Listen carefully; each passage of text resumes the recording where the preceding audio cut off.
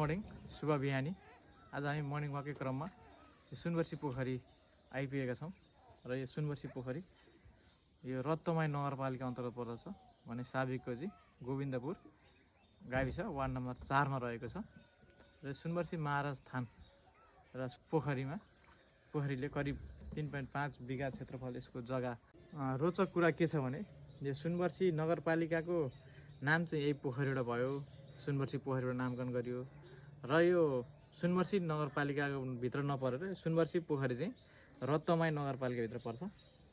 र यहाँ चाहिँ वैशाखी गते ठुलो मेला लाग्ने गर्दछ भने यो किंवदन्ती अनुसार चाहिँ दुःख पर्दा विवाह बटुलोको बेलामा सुनवर्सी महाराजले चाहिँ पहिला चाहिँ यहाँ आएर माग्दाखेरि भाँडाकुँडा गरगहनाहरू दिने भन्ने एउटा किंवदन्ती पनि रहेको छ।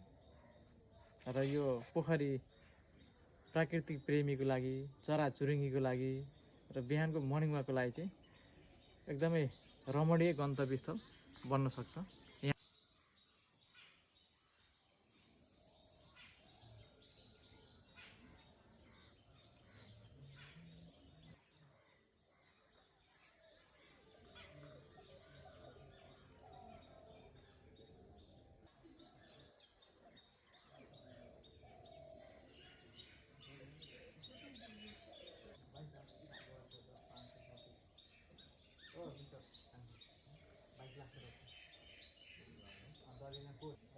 भोलि यस्तो देखा